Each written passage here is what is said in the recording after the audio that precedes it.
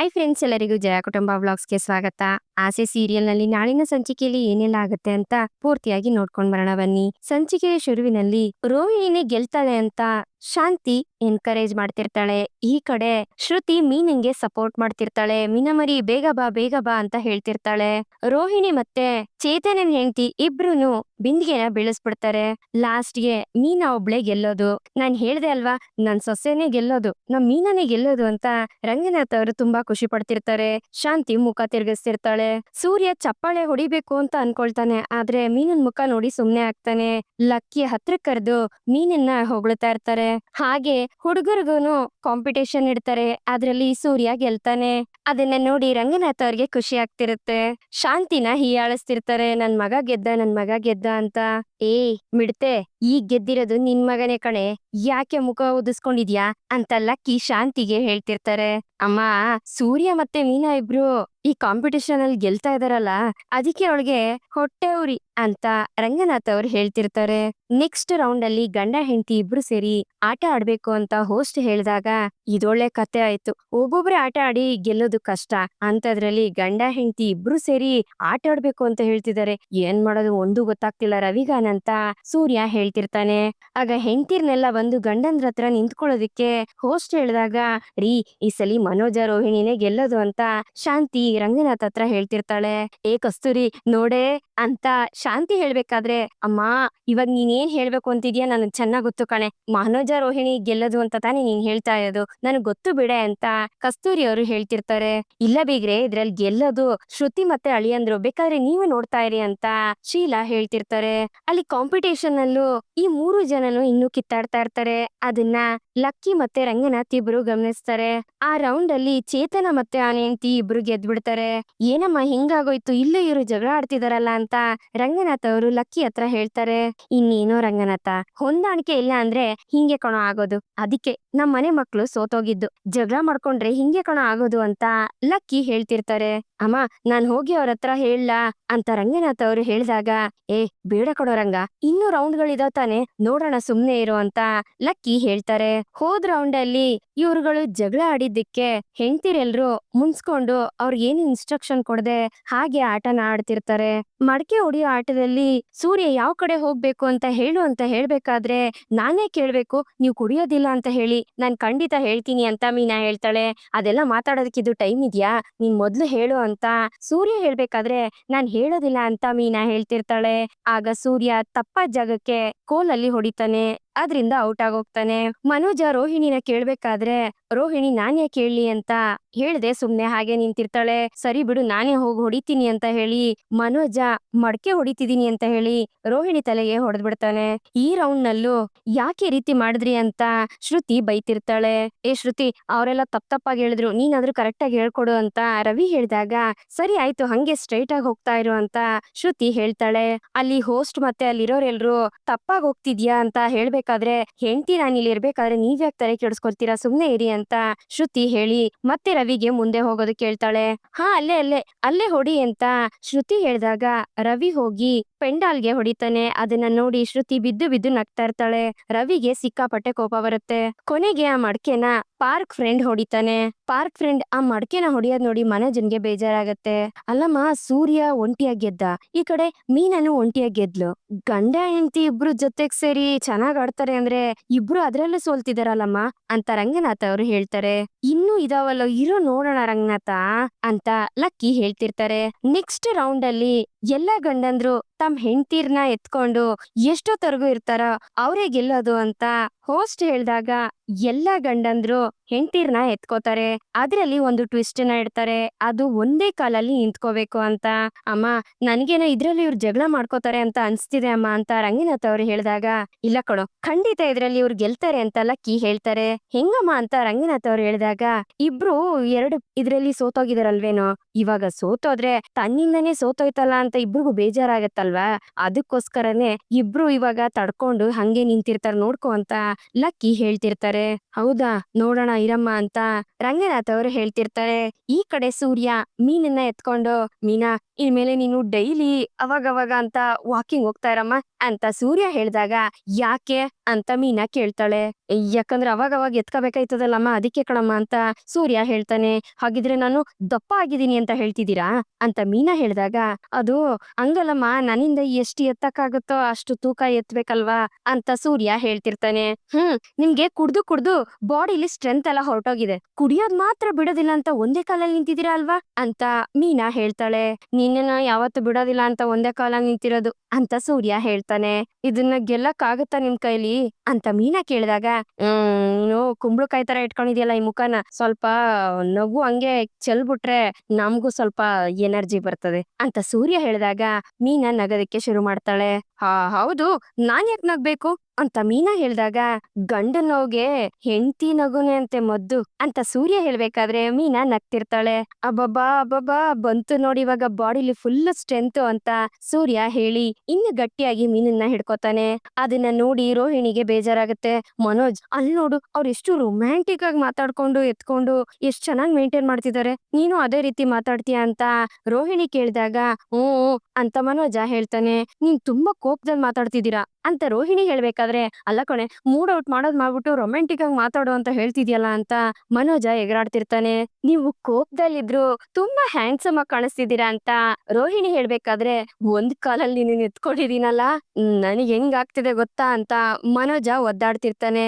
ನಿಮ್ಮಿಂದ ಸಾಧ್ಯ ಆಗುತ್ತೆ ಮನೋಜ್, ನೀವು ಖಂಡಿತ ಗೆಲ್ತೀರಾ, ನೀವ್ ತುಂಬಾ ಕ್ಯೂಟ್ ಆಗಿದ್ದೀರಾ ಗೊತ್ತಾ ಅಂತ ರೋಹಿಣಿ ಹೇಳ್ಬೇಕಾದ್ರೆ, ಓ ನೀನು ಅಷ್ಟೇ ಕೋಪದಲ್ಲಿ ತುಂಬಾ ಚೆನ್ನಾಗ್ ಕಾಣಿಸ್ತೀಯಾ, ಕೋಪ ಇಲ್ಲ ಅಂದ್ರೆ ಇನ್ನೂ ಚೆನ್ನಾಗ್ ಕಾಣಿಸ್ತೀಯ ಅಂತ ಮನೋಜ ಹೇಳಿದಾಗ, thank you so much Manoj ಅಂತ ರೋಹಿಣಿ ನಗ್ತಿರ್ತಾಳೆ.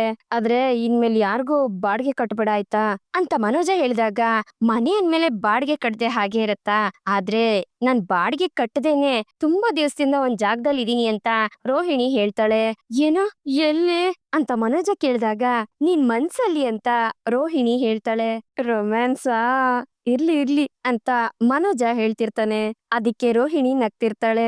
ಅಪ್ಪಾ, ತಡ್ಕೊಳಕ್ ಆಗ್ತಿಲ್ಲ ಅಂತ ಸೂರ್ಯ ಹೇಳ್ಬೇಕಾದ್ರೆ, ರೀ ತಡ್ಕೊಳಕ್ ಆಗ್ತಿಲ್ಲ ಅಂದ್ರೆ ಪರವಾಗಿಲ್ಲ, ಕೆಳಗಡೆ ಇಳಿಸಿ ಅಂತ ಮೀನಾ ಹೇಳ್ತಾಳೆ. ನಿನ್ ಬಗ್ಗೆ ಹೇಳಿಲ್ಲಮ್ಮ, ಇಲ್ಲ ಇತ್ತಲ್ಲ ಪೆಂಗ್ಯ ಮತ್ತೆ ಪೆಂಗಿನ ಹೆಂಡತಿ, ಅದನ್ನ ಕಾಟ ತಡ್ಕೊಳಕ್ ಆಗ್ತಿಲ್ಲ, ಅವ್ರಿಬ್ರು ರೊಮ್ಯಾನ್ಸ್ ನೋಡಕ್ ಆಗ್ತಿಲ್ಲ ಅಂತ ಸೂರ್ಯ ಹೇಳ್ತಾನೆ. ಸುಮ್ನೆ ನಿನ್ ಪಾಡಂಗ್ ನಿನ್ ಕೆಲ್ಸ ನೋಡ, ನಾನೇನಾದ್ರೆ ನಿನ್ ಬಗ್ಗೆ ಮಾತಾಡದ್ನ ಅಂತ ಮನೋಜ ಸೂರ್ಯನ್ಗೆ ಹೇಳ್ತಿರ್ತಾನೆ. ರವಿ, ನಾನ್ ಬೇಕಾದ್ರೆ ಕೆಳಗಿಳಿಲ್ಲ ಅಂತ ಶ್ರುತಿ ಹೇಳಿದಾಗ, ನಾವೇನ್ ಟ್ರೈನಲ್ಲಿ ಹೋಗ್ತಿದೀವೇನೆ, ಸ್ಟೇಷನ್ ಬಂದಿದ ತಕ್ಷಣ ಇಳ್ಕೋತೀನಿ ಅಂತ ಹೇಳೋದಿಕ್ಕೆ 5 ಮಿನಿಟ್ಸ್ ನಿಂತ್ಕೊಳ್ಳೇಬೇಕು ಅಂತ ಹೇಳಿದಾರೆ ಅಂತ ರವಿ ಹೇಳ್ತಾನೆ. ನೀನ್ ನೋಡ್ತಿದ್ರೆ ಅಯ್ಯೋ ಅನ್ಸ್ತಿದೆ ಕಣೋ, ಬ್ಯಾಕ್ ಪೇನ್ ಬಂದ್ಬಿಡುತ್ತೆ, ನಾವ್ ಸೋತ್ರು ಪರವಾಗಿಲ್ಲ, ನೀನ್ ನನ್ನನ್ನ ಕೆಳಗಡೆ ಬಿಡು ಅಂತ ಶ್ರುತಿ ಹೇಳ್ತಾಳೆ. ಆತರ ಎಲ್ಲ ಬಿಡೋದಕ್ಕಾಗೋದಿಲ್ಲ ಅಂತ ರವಿ ಹೇಳಿದಾಗ, ಕೈ ನೋವು ಬರುತ್ತೆ, ನಾಳೆ ಹೇಗ್ ನೀನ್ ಹೋಗಿ ಕುಕ್ ಮಾಡಕ್ಕಾಗತ್ತೆ ಹೇಳು, ಕೆಳಗಡೆ ಇಳಿಸು ಅಂತ ಶ್ರುತಿ ಹೇಳಿದಾಗ, ದಿನ ಪೂರ್ತಿ ನಿಂತ್ಕೊ ಅಂದ್ರು ನೀನ್ ಎತ್ಕೊಂಡು ನಾನ್ ನಿಂತ್ಕೊಳ್ಳೋದಿಕ್ಕೆ ರೆಡಿ ಅಂತ ರವಿ ಹೇಳಿದಾಗ, ನನ್ ಮೇಲೆ ಅಷ್ಟೊಂದ್ ಪ್ರೀತಿನ ನಿನಗೆ ಅಂತ ಶ್ರುತಿ ಕೇಳ್ತಾಳೆ. ಏಕೆ ಗೊತ್ತಿಲ್ವಾ ಅಂತ ರವಿ ಹೇಳಿದಾಗ, ಗೊತ್ತು ಕಣೋ ಅಂತ ಶ್ರುತಿ ಹೇಳ್ತಿರ್ತಾಳೆ.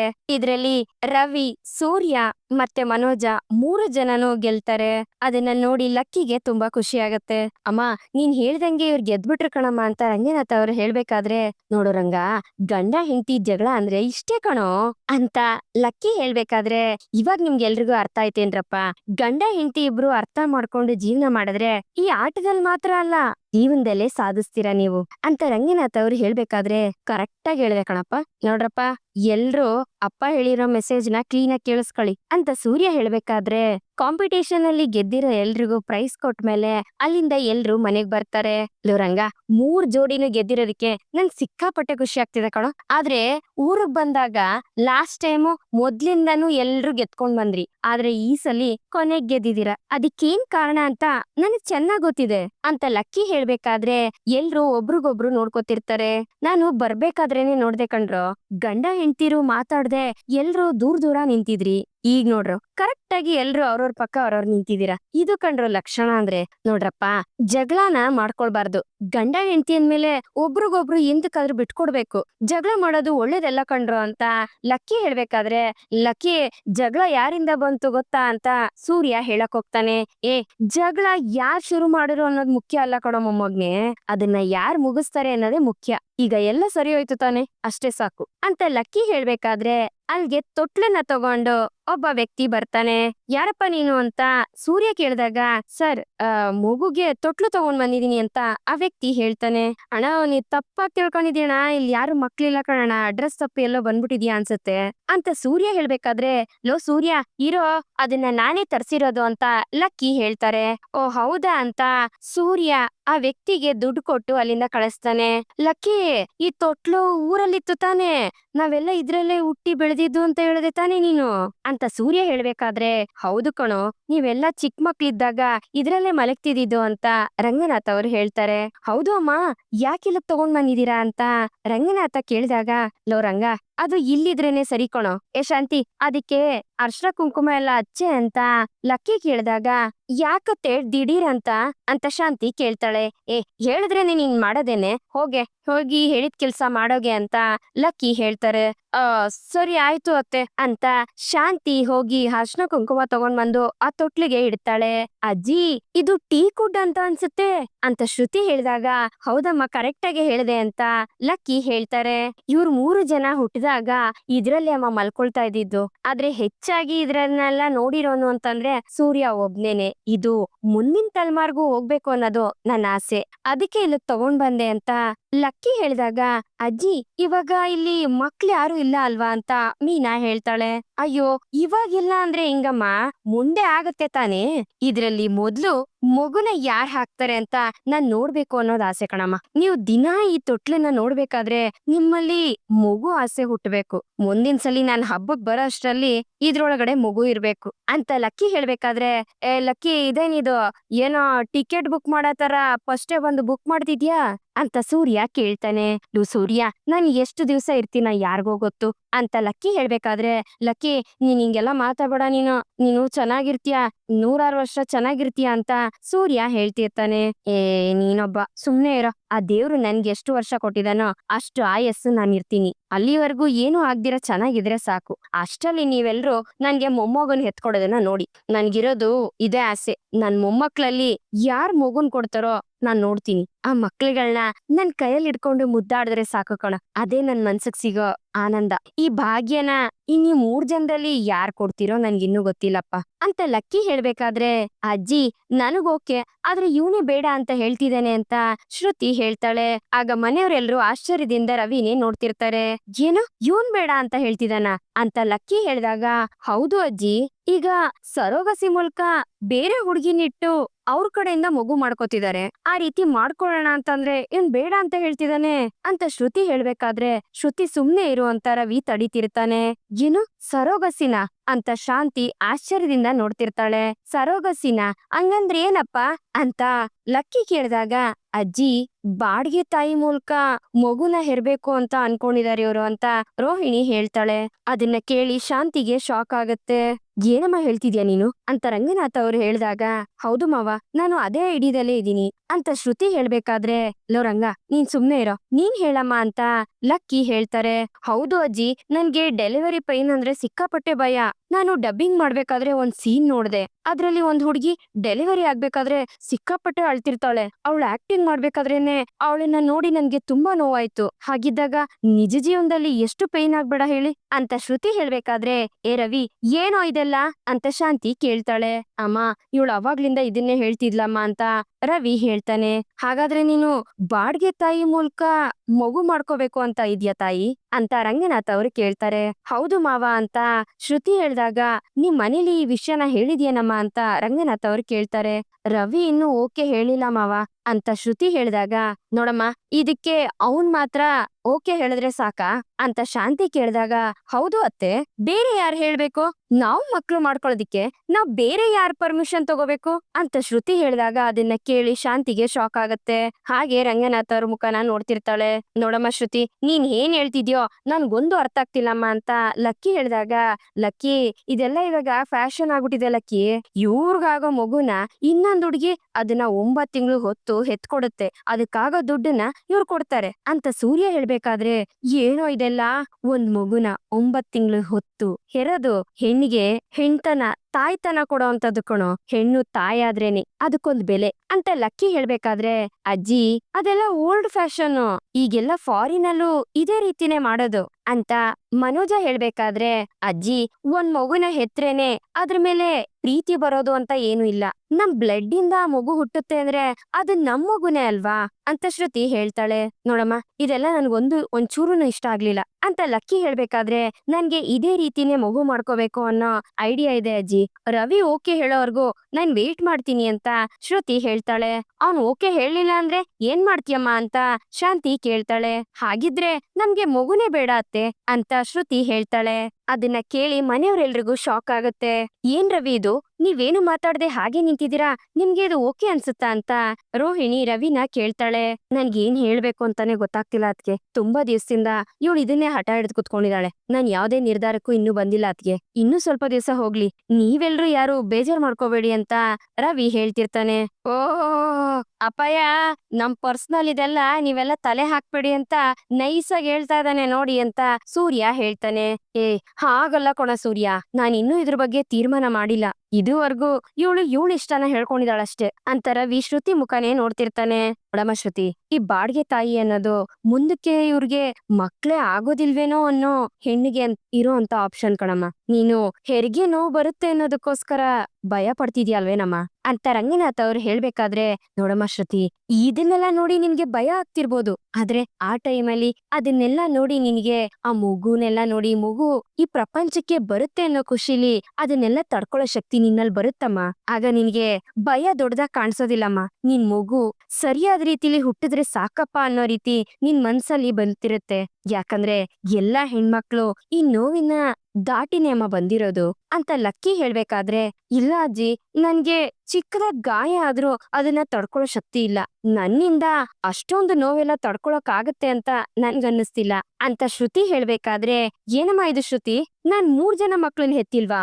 ನೋವು ಅಂತ ನೋಡ್ಕೊಂಡ್ ಕುತ್ಕೊಂಡ್ರೆ ಪ್ರಪಂಚದಲ್ಲಿ ಜನಸಂಖ್ಯೆ ಎಲ್ಲ ಕಡಿಮೆ ಆಗೋಗ್ಬಿಡುತ್ತೆ ಅಂತ ಶಾಂತಿ ಹೇಳ್ತಿರ್ತಾಳೆ.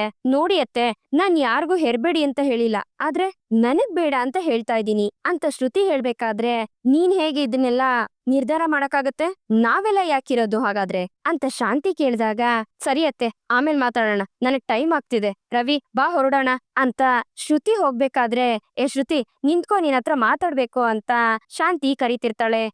ಸುಮ್ನೆ ನಿಂತ್ಕೊಳೆ, ನೀನ್ ಹೋಗಮ್ಮ, ಕೆಲ್ಸ ಇದೆ ಅಂತ ಹೇಳ್ತಿದ್ಯಲ್ವಾ, ನೀನ್ ಹೋಗು ಅಂತ ಲಕ್ಕಿ ಹೇಳ್ತಾರೆ.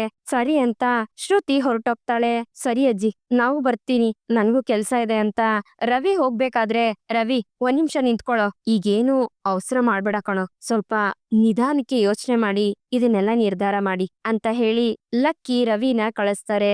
ರೀ, ನೀವೇನ್ರಿ ಅವ್ರತ್ರ ಯೋಚನೆ ಮಾಡಿ ಅಂತೆಲ್ಲ ಕಳಿಸ್ತಾ ಇದ್ದೀರಾ? ಅವ್ರತ್ರ ಇದೆಲ್ಲ ಆಗೋದಿಲ್ಲ ಅಂತ ಹೇಳೋದಕ್ಕಾಗೋದಿಲ್ವಾ ನಿಮ್ಗೆ ಅಂತ ಶಾಂತಿ ಕೇಳಿದಾಗ, ಸುಮ್ನೆ ಇರೆ, ಇವಳೊಬ್ಳು ಅವಳ ಭಯದಲ್ಲಿದ್ದಾಳ್ ಕಣೆ. ಎಲ್ಲಾ ಹೆಣ್ಮಕ್ಳಿಗೂ ಇರೋಂತ ಭಯನೇ ಕಣೆ, ಸ್ವಲ್ಪ ಸ್ವಲ್ಪನೇ ಎಲ್ಲ ಸರಿ ಹೋಗುತ್ತೆ, ನೀನು ಅವಳತ್ರ ಇದ್ರ ಬಗ್ಗೆ ಎಲ್ಲ ಮಾತಾಡಿ ಜಗಳ ಮಾಡ್ಕೋಬೇಡ ಅಂತ ಲಕ್ಕಿ ಹೇಳ್ಬೇಕಾದ್ರೆ, ಇಲ್ಲ ಅತ್ತೆ, ಇದೆಲ್ಲ ಒಂಚೂರು ಸರಿ ಬರ್ತಾ ಇಲ್ಲ, ನಾನ್ ಇದ್ರ ಬಗ್ಗೆ ಶ್ರುತಿ ಅವ್ರ ಅಮ್ಮನ ಹತ್ರ ಇವಾಗ್ಲೇ ಮಾತಾಡ್ತೀನಿ ಅಂತ ಶಾಂತಿ ಹೋಗ್ಬೇಕಾದ್ರೆ, ಶಾಂತಿ ನಿಂತ್ಕೊಳೆ, ಅವಳ ವಯಸ್ಸಾ ರೀತಿ ಇದೆ ಕಣೆ, ಮಾತಾಡಿದ್ಲು, ನಾವು ನಮ್ಮ ಅನುಭವಕ್ ಬಂದಿದ್ದನ್ನ ನಾವ್ ಹೇಳಿದಿರ್ತಾನೆ, ನೋಡೋಣ ಇರು ಅಂತ ರಂಗನಾಥ್ ಅವ್ರು ಹೇಳ್ತಾರೆ. ನೋಡ್ರಪ್ಪ, ಕಾಲ ಬದ್ಲಾಗ್ತಾ ಏನೇನಾಗ್ಬೇಕೋ ಅದೆಲ್ಲ ಆಗುತ್ತೆ, ಅದನ್ನ ಯಾರಿಂದನೂ ತಡೆಯೋದಕ್ಕಾಗೋದಿಲ್ಲ. ನೋಡಮ್ಮ ಮೀನಾ, ರೋಹಿಣಿ, ಆದಷ್ಟು ಬೇಗ ಈ ತೊಟ್ಲಲ್ಲಿ ಮಗು ಬರ್ಬೇಕು, ಹೇಳದ್ ಅರ್ಥ ಆಯ್ತು ತಾನೆ ಅಂತ ಲಕ್ಕಿ ಹೇಳಿದಾಗ, ಸರಿ ಆಯ್ತು ಅಂತ ರೋಹಿಣಿ ಮತ್ತೆ ಮೀನಾ ಇಬ್ರು ತಲೆ ಆಡಿಸ್ತಾರೆ. ಸರಿ ರಂಗ, ನಾನಿನ್ ಹೋಗ್ ಬರ್ತೀನಿ ಕಣೋ ಅಂತ ಲಕ್ಕಿ ಹೇಳಿದಾಗ, ಅಮ್ಮ 1-2 ದಿವಸ ಇದ್ದು ಹೋಗಮ್ಮ ಅಂತ ರಂಗನಾಥ್ ಅವ್ರು ಹೇಳ್ತಾರೆ. ಇಲ್ಲ ಕಣೋ, ಊರಲ್ಲಿ ತುಂಬಾ ಕೆಲ್ಸ ಇದೆ, ನಾನ್ ಹೋಗ್ಲೇಬೇಕು. ಸೂರ್ಯ ಬಾರೋ, ನನ್ನನ್ನ ಕರ್ಕೊಂಡೋಗಿ ಬಸ್ ಸ್ಟಾಪ್ ಬಿಡು ಅಂತ ಲಕ್ಕಿ ಹೇಳಿದಾಗ, ಸರಿ ಆಯ್ತು ನಡಿ ಲಕ್ಕಿ ಅಂತ ಸೂರ್ಯ ಲಕ್ಕಿ ಜೊತೆ ಹೋಗ್ತಾನೆ. ಈ ಕಡೆ ಶಾಂತಿ ಇದ್ರ ಬಗ್ಗೆನೇ ಯೋಚನೆ ಮಾಡ್ತಿರ್ತಾಳೆ. ಈ ಕಡೆ ಮೀನಾ ಕಾರ್ಗೆಲ್ಲ ಡೆಕೋರೇಷನ್ ಮಾಡಿಸ್ತಿರ್ತಾಳೆ. ಅದನ್ನೆಲ್ಲ ನೋಡಿ ವಿಶಾಲಾಕ್ಷಿಗೆ ಕೋಪ ಬರುತ್ತೆ. ನೋಡ್ರೋ, ಅವಳು ನಿಮ್ಗೆ ಹೇಳಿದ್ದೆಲ್ಲ ಜ್ಞಾಪಕ ಇದೆ ತಾನೆ? ನೆನ್ನೆ ಹುಟ್ಟಿ ಬೆಳೆದಿರೋಳು ಇವಳು ನನ್ಗೆ ಪೈಪೋಟಿಯಾಗಿ ಬರ್ತಾಳಾ?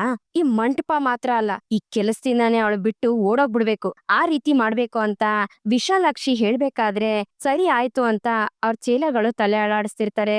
ನೋಡ್ತಾ ಇರಕ್ಕ, ಇವತ್ತು ಅವಳಿಗೆ ಏನ್ ಗತಿ ಕಾಣಿಸ್ತೀನಿ ಅಂತ ಅವಳ ಚೇಲಗಳು ಅಲ್ಲಿಂದ ಹೋಗ್ತಾರೆ. ಆ ಹುಡುಗರು ಬಂದು ಒಬ್ಬ ಹುಡುಗನ್ ಮನೆಯವನು ಅಂತ ನಾಟಕ ಮಾಡ್ಕೊಂಡು ಇದನ್ನ ಡೆಕೋರೇಷನ್ ಮಾಡಿರೋದು ಯಾರು, ಚೆನ್ನಾಗಿ ಮಾಡಿಲ್ಲ ಅಂತ ಗಲಾಟೆ ಮಾಡ್ತಿರ್ತಾನೆ.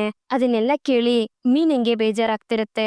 ಹಾಗೆ ನೇಮ್ ಬೋರ್ಡ್ ಹತ್ರ ಬಂದು, ಏನಪ್ಪಾ ಇದು, ಏನ್ ನೇಮ್ ಬೋರ್ಡ್ ಇದು, ಒಂಚೂರು ಚೆನ್ನಾಗೇ ಮಾಡಿಲ್ಲ, ನನ್ಗೆ ಈ ಅಲಂಕಾರ ಮಾಡಿರೋದು ಇಷ್ಟ ಆಗಿಲ್ಲ, ಹಂಗೆ ಹಿಂಗೆ ಅಂತ ಸುಮ್ನೆ ರಾಧಾಂತ ಮಾಡ್ತಿರ್ತಾನೆ. ಹಾಗೆ ಅಲ್ಲಿರೋ ವಸ್ತುಗಳನ್ನೆಲ್ಲ ಒಡೆದಾಕ್ತಿರ್ತಾನೆ. ನೇಮ್ ಬೋರ್ಡ್ ಎಲ್ಲ ಹರಿದಾಕೋದಿಕ್ಕೆ ಪ್ರಯತ್ನ ಮಾಡ್ತಿರ್ತಾನೆ. ಮೀನಾ ಹಾಗೆ ಹೂ ಕಟ್ಟೋ ಅಕ್ಕರೆಲ್ಲ ಎಷ್ಟೇ ಕೇಳ್ಕೊಂಡ್ರು ಆ ವ್ಯಕ್ತಿ ಬಿಡೋದಿಲ್ಲ. ಎಲ್ಲಾ ಹೂಗಳನ್ನ ಕಿತ್ತು ಎಸಿತಾ ಇರ್ತಾನೆ.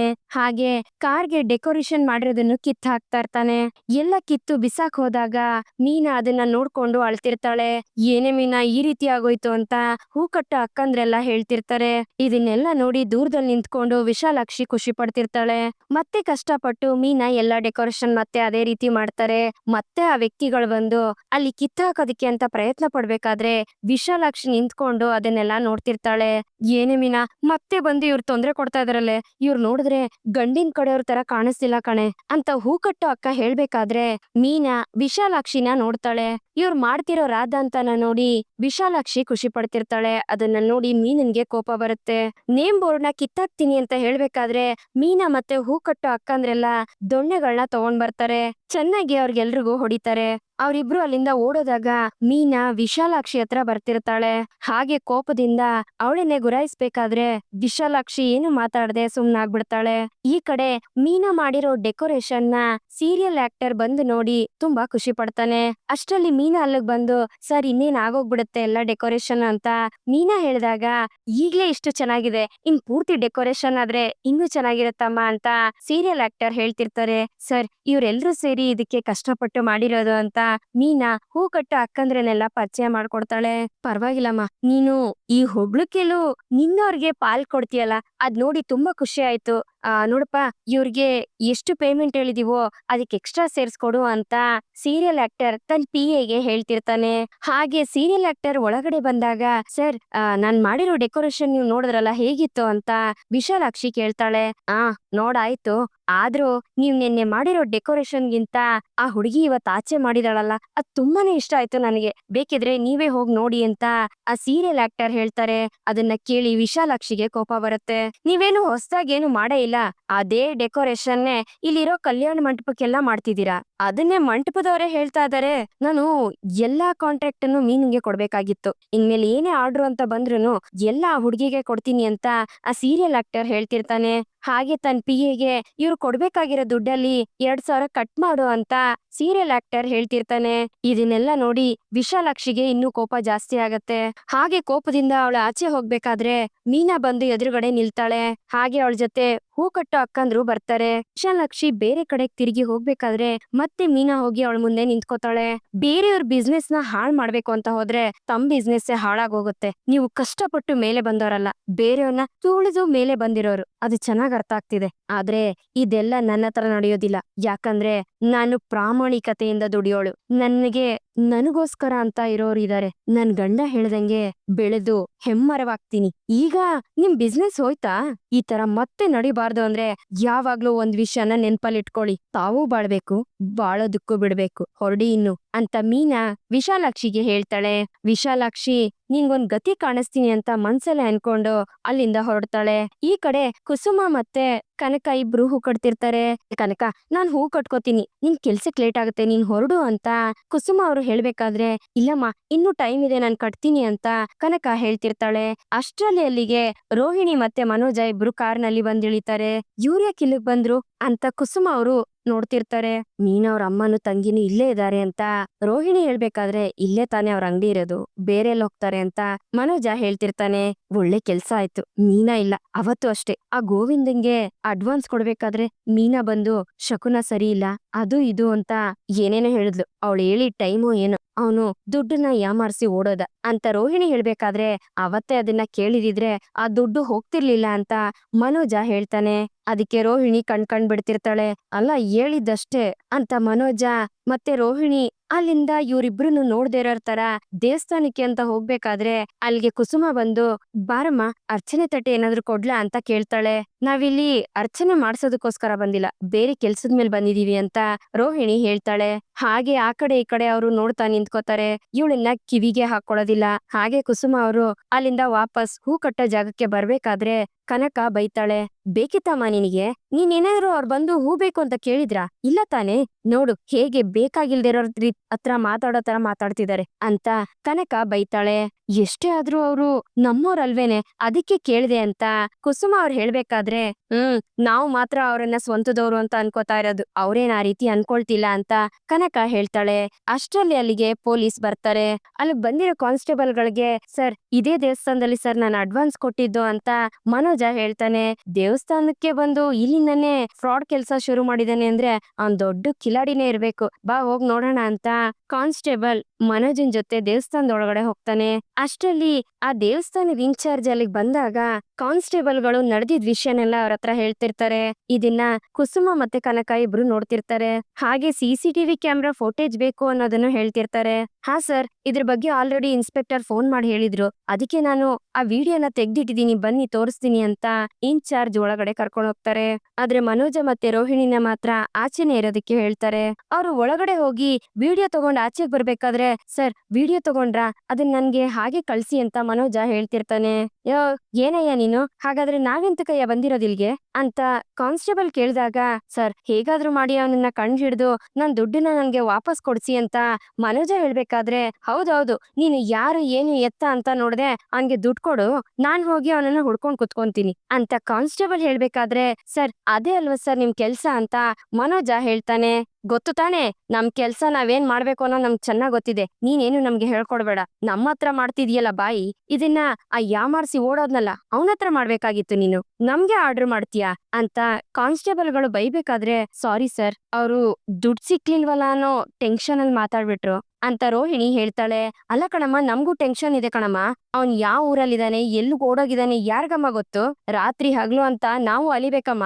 ಇದನ್ನ ತಗೊಂಡೋಗಿ ಸ್ಟೇಷನ್ ಅಲ್ಲಿ ಸರ್ ಕೊಡ್ತೀವಿ, ನೀವು ಬಂದು ಅಲ್ಲಿ ಆ ವ್ಯಕ್ತಿ ಯಾರು ಅಂತ ತೋರ್ಸಿ ಅಂತ ಕಾನ್ಸ್ಟೇಬಲ್ ಹೋಗ್ಬೇಕಾದ್ರೆ ಸರ್ ಸರ್ ಒಂದ್ ನಿಮಿಷ ಸರ್, ಇದ್ರಲ್ಲಿ ಆ ವ್ಯಕ್ತಿ ಇದಾನಲ್ಲ ಅವನನ್ನ ನೀವ್ ಹೇಗ್ ಹುಡುಕ್ತೀರಾ ಹೇಳಿ ಅಂತ ಮನೋಜ ಹೇಳಿದಾಗ ಇದ್ರಲ್ಲಿರೋ ವ್ಯಕ್ತಿ ಫೋಟೋನ ತೆಗೆದು ಎಲ್ಲಾ ಸ್ಟೇಷನ್ಗೂ ಕಳಿಸ್ತೀವಿ, ಅವಾಗ ಅವರು ಅಲ್ಲಿನೂ ಹುಡುಕ್ತಿರ್ತಾರೆ ಅಂತ ಕಾನ್ಸ್ಟೇಬಲ್ ಹೇಳ್ಬೇಕಾದ್ರೆ ಸರ್ ಇದಕ್ಕೆಲ್ಲ ತುಂಬಾ ಲೇಟ್ ಆಗುತ್ತೆ, ನಾನೊಂದ್ ಐಡಿಯಾ ಹೇಳ, ಈ ವ್ಯಕ್ತಿ ಫೋಟೋನ ನನಗ್ ಕೊಡಿ, ನಾನು ಸೋಷಿಯಲ್ ಮೀಡಿಯಾದಲ್ಲಿ ಅಪ್ಲೋಡ್ ಮಾಡ್ತೀನಿ, ಅದನ್ನ ನೋಡಿದವ್ರು ಯಾರಾದ್ರೂ ಹೇಳ್ಬಿಡ್ತಾರೆ ಅಂತ ಮನೋಜ ಹೇಳಿದಾಗ ತುಂಬಾ ಓದಿರೋನು ಅಂತ ಹೇಳ್ದೆ, ಏನು ದುಡ್ಡು ಕೊಟ್ಟು ಡಿಗ್ರಿ ತಗೊಂಡ ಅಂತ ಕಾನ್ಸ್ಟೇಬಲ್ ಕೇಳ್ತಾನೆ. ಯಾಕ್ ಸರ್ ಅಂತ ಮನೋಜ ಕೇಳಿದಾಗ ಅಲ್ಲ ಕಣಪ್ಪ, ಅದನ್ನೆಲ್ಲ ತಗೊಂಡೋಗಿ ಇಂಟರ್ನೆಟ್ ಅಲ್ಲಿ ಹಾಕಿದ್ರೆ ಅದನ್ನ ಆ ಓಡೋಗಿರೋನು ನೋಡ್ತಾನೆ, ಆಮೇಲೆ ಅವನು ನಿನ್ ಕಣ್ಣಿಗೂ ಯಾವತ್ತೂ ಕಾಣಿಸ್ಕೊಳ್ಳೋದಿಲ್ಲ, ತಲೆ ಮರೆಸ್ಕೊಂಡು ಎಲ್ಲಾದ್ರೂ ಹೊರಟೋಗ್ಬಿಡ್ತಾನೆ, ಅವಾಗ ಅವನನ್ನ ಎಲ್ಲಿ ಹುಡ್ಕೋದು, ಐಡಿಯಾ ಕೊಡ್ತಾನಂತೆ ಐಡಿಯಾ ಅಂತ ಕಾನ್ಸ್ಟೇಬಲ್ ಬೈಬೇಕಾದ್ರೆ ಅದನ್ನ ಕೇಳಿ ಕನಕ ನಗ್ತಿರ್ತಾಳೆ. ಅದನ್ನ ನೋಡಿ ರೋಹಿಣಿ ಕೋಪ ಮಾಡ್ಕೋತಿರ್ತಾಳೆ. ಮನೋಜ ಏನ್ ಮಾಡೋದು ಅಂತ ಯೋಚನೆ ಮಾಡ್ತಿರ್ತಾನೆ. ಇಲ್ಲಿಗೆ ಈ ಒಂದು ಸಂಚಿಕೆ ಮುಗಿಯುತ್ತೆ. ಈ ಸಂಚಿಕೆ ನಿಮ್ಗೆ ಇಷ್ಟ ಆಗಿದೆ ಅಂತ ಅನ್ಕೊಳ್ತೀನಿ. ಇಷ್ಟ ಆಗಿದ್ರೆ ದಯವಿಟ್ಟು ಲೈಕ್ ಮಾಡಿ, ಹಾಗೆ ಹೇಗಿತ್ತು ಅನ್ನೋದನ್ನ ಕಮೆಂಟ್ ಮೂಲಕ ತಿಳಿಸಿ. ಮತ್ತೆ ಮುಂದಿನ ಸಂಚಿಕೆಯೊಂದಿಗೆ ನಿಮ್ಮನ್ನ ಭೇಟಿ ಆಗ್ತೀನಿ. ಅಲ್ಲಿವರೆಗೂ Tata, bye bye, take care.